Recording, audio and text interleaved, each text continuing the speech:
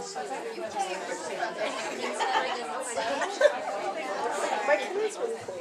just says whatever, right? And then I just toss it out. Good evening, everyone. Welcome to the Lisa Stewart Women's Health Center. We're really excited to finally be using this room and getting some good energy in here. I'm going to introduce our speaker. I want to tell you a little bit about how we ended up developing this relationship with Al. Our advisory committee every year talks about some health issue that is pertinent to our community, and we try to put on some kind of program every year that addresses that issue. So several years ago, we were talking about, teens and sexuality and parents' concerns, and one woman on our advisory committee said she had a relative that was in the school in Pennsylvania, and they had this fabulous sex ed teacher.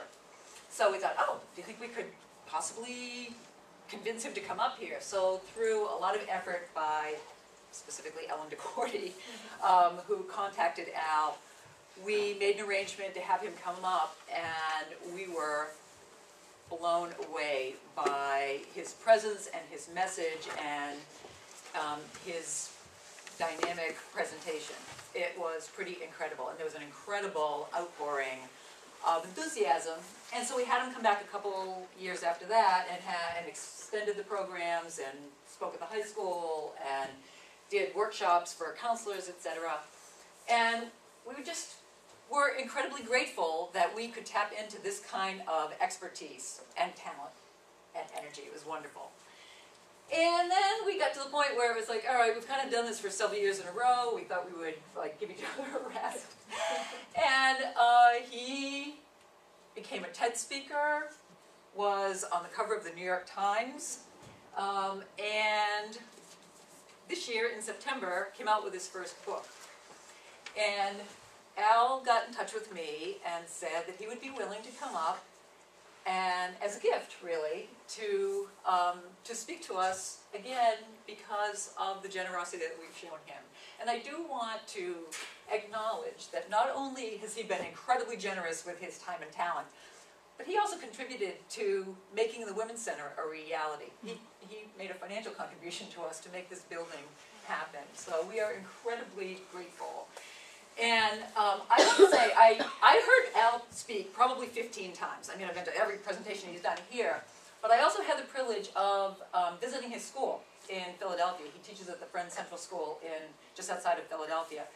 And I got to watch him teach not only sex ed, but a couple of his English classes. And I sat there going, where were teachers like this when I was in school? I mean, it would have completely changed my life. And he sent me a copy of his book. And I thought, I've heard him speak a lot, and I thought I really, had the message. But I got to tell you, I read the book and I realized it's the title, For Goodness Sakes, Changing the Way We Talk to Teens About Sexuality, Values, and Health, is so much more than that. There are really incredibly valuable lessons in here for life in general. And I, for one, am incredibly grateful to have met you, known you, become friends. And so I'm going to let him take it from here. But I do want to say, at the end of the program, we have his books for sale outside here, and we'll be selling them, and he'll be signing them afterwards. So, without further ado, all of you.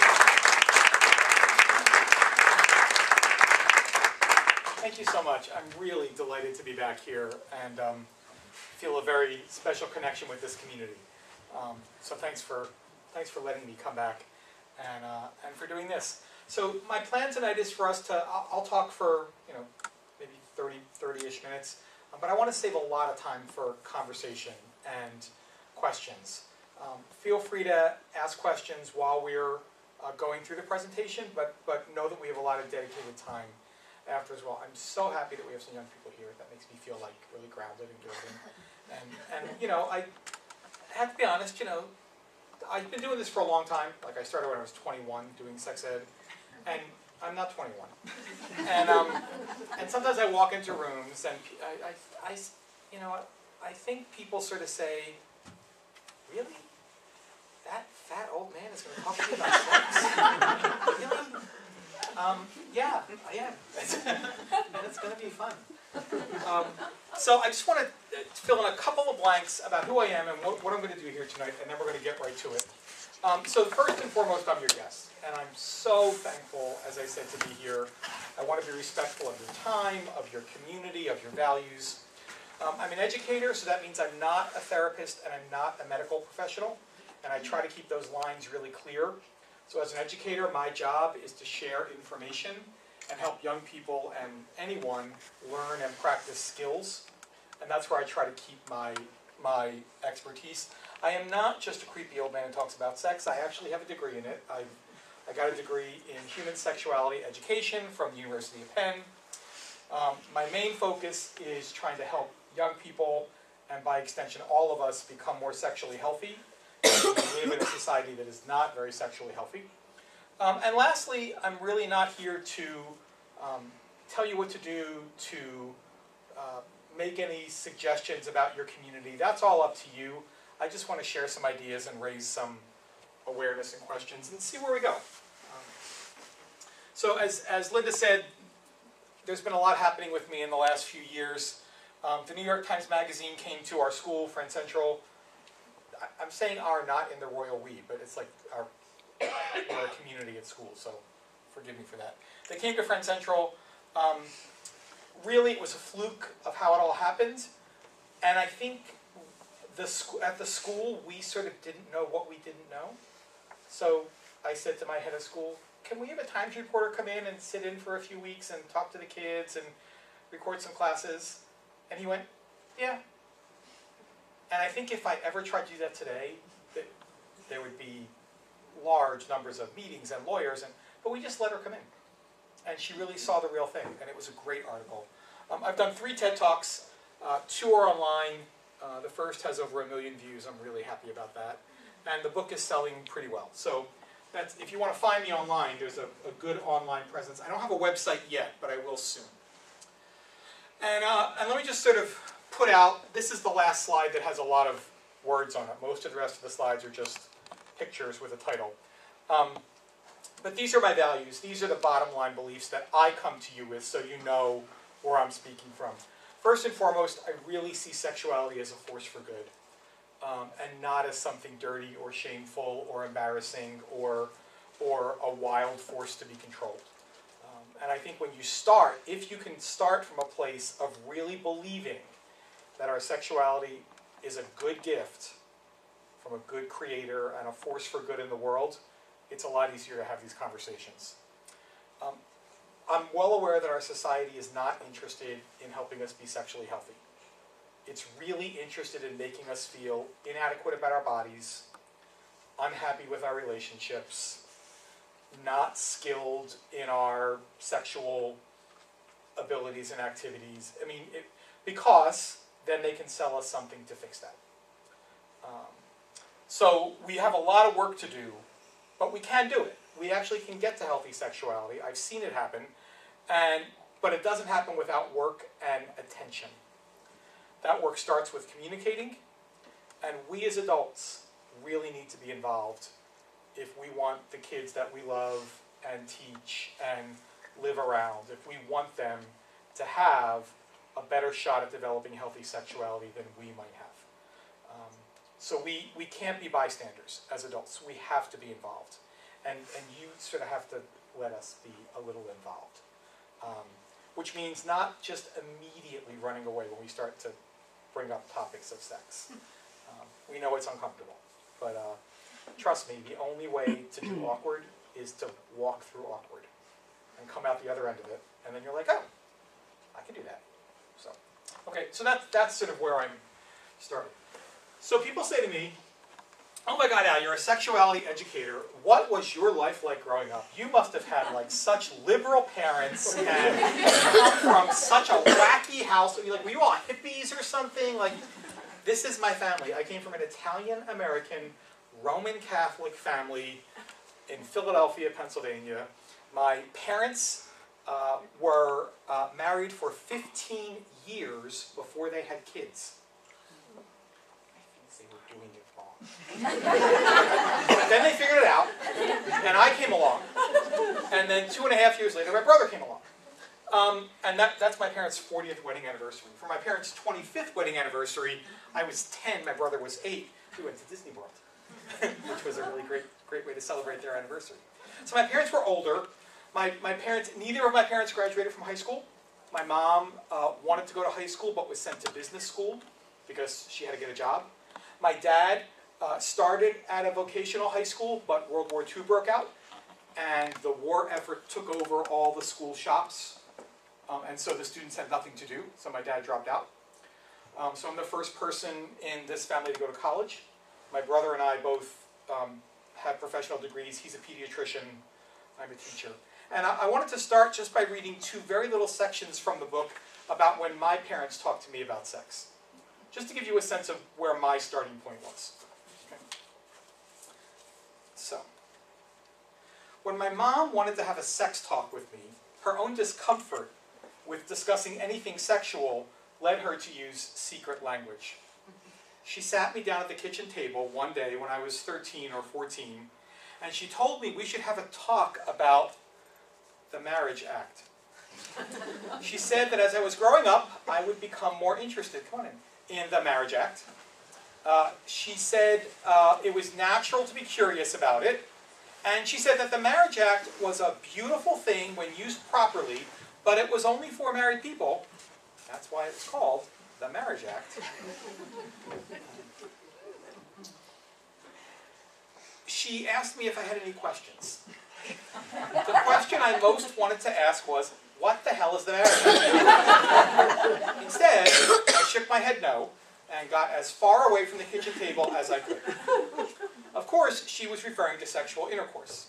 But it would be a couple of years before I figured that out. I already knew what intercourse was by the time I was 13. But there was no way I could connect it to Mom's Marriage Act.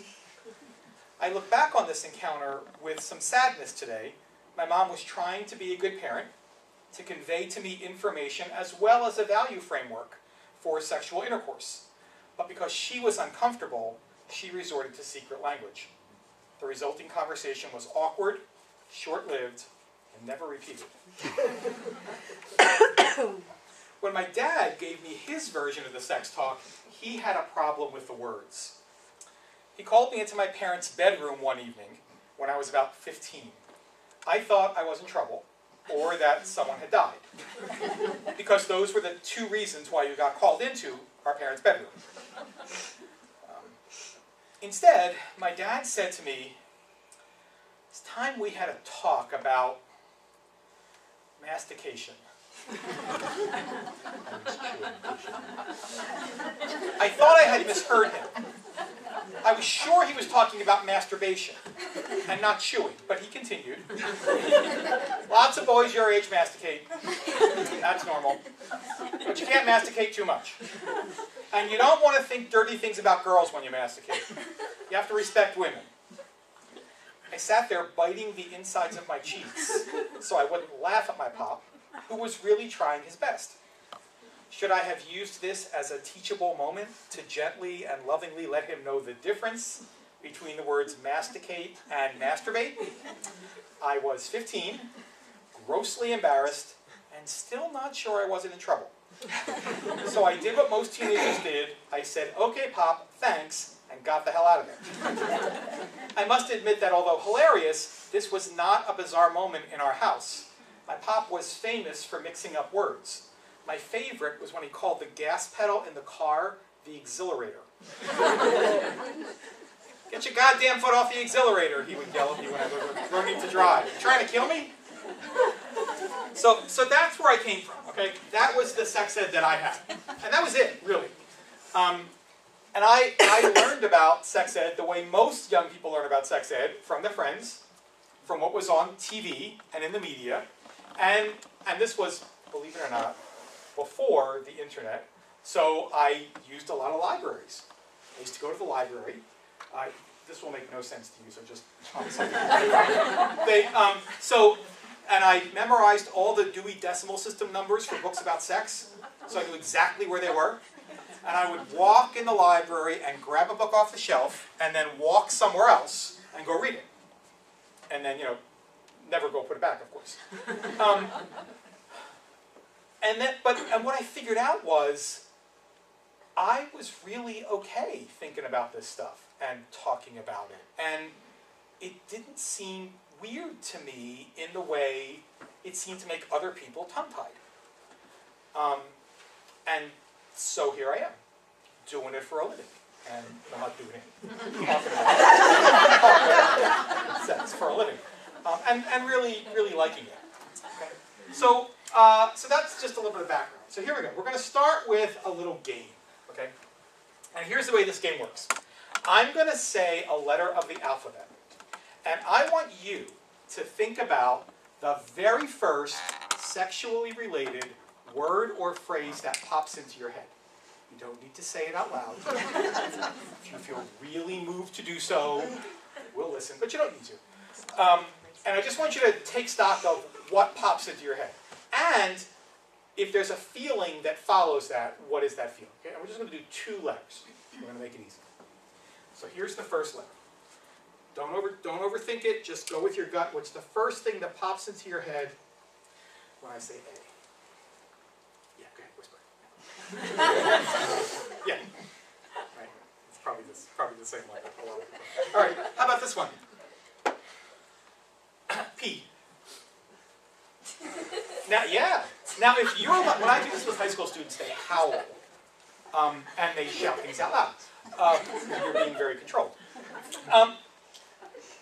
For most people, when we do this activity, what comes into our head first is often a body part or a sexual activity. And very often, there also may come with that some emotional kick. Sometimes people might feel embarrassed. Oh my God, I can't believe I thought of that. Some people might think, oh, I'm going to think about that some more. Some people feel, but very few people feel proud of the word that comes to them. Very few people would want to turn and share that word with their neighbor and have a conversation about it, right? Which really tells us something. It really tells us that when it comes to sexuality, our sort of bottom line, the place where we go sort of instinctively and first, is not really a place of health and positive and goodness and joy and, like what if the first thing we thought of when we heard the letter P was pleasure? That would be a word we could talk about and have conversations about, but it almost never is the first word we think of, right? For A, what if we thought of, I don't know, asexual or agender, which would show us that we have a sense of the variety of ways people can be in the world. But we mostly think of ass, or some other version of that word, and that's okay. But what really is our bottom line when push comes to shove about sexuality, and where did that come from? And I think in America, there really are 2 prominent bottom lines, and both of them are difficult, and I want to get rid of them, but I want to name them first. So a lot of us, I certainly did, grew up with the bottom line that I call the disaster model. The best example of this comes from this great sex ed video from the 1990s. It was called No Second Chances. And it was, there was a school nurse, and she was teaching a sex ed class to a bunch of teenagers. And one brave young man raised his hand in the class and said, "What if I don't want to wait until I'm married to have sex?" And the nurse didn't miss a beat, and she said, "Well, then I guess you'll just have to be prepared to die."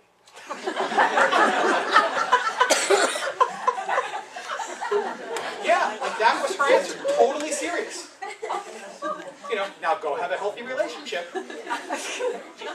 So every time we get bombarded with those messages that sex is dangerous, that sex is dirty, that it's going to lead to trouble, that it's a disaster waiting to happen, that we're going to get warts on our genitals, that we're going to wind up in trouble or unhappy, how then do we possibly go from that bottom line to creating a successful, fun, loving, pleasurable relationship? It's really hard to do. So this bottom line is not very useful, but it's ubiquitous. It's all around us in America. The other bottom line, which is a little more recent, comes to us from porn. Porn is not new, but of course the availability of it on the internet is. The latest studies say that young people, whether intentionally or unintentionally, see their first sexually explicit material online by age 11. And there are some studies that put that even younger, like at 8. And it's not often, always because kids are looking for it. You know, sometimes a kid types the wrong thing into Google, right? Somebody wants to look up wants to buy black tights, but they spell tights wrong. They spell it T-I-T-S, and then push enter in Google, right? Or somebody hears a word, not really sure what it means. What have we taught kids? What's a good strategy? Look up the definition. Find out what it means. So you put that in dictionary.com, and all of a sudden, and if you just click the image tab instead of the web tab, there you are, right? So it's not about that, you know, all kids are trolling for porn. It's just that it's there, and they're going to see it. And really, no matter how good our filters are, and no matter how much we wish otherwise, it's really, really hard to keep young people from seeing sexually explicit materials today. They may not see it in your home, but you know, they're carrying the internet with them every day on their phones. And the problem with porn is it tells us two things about sex that are not true, but that seem like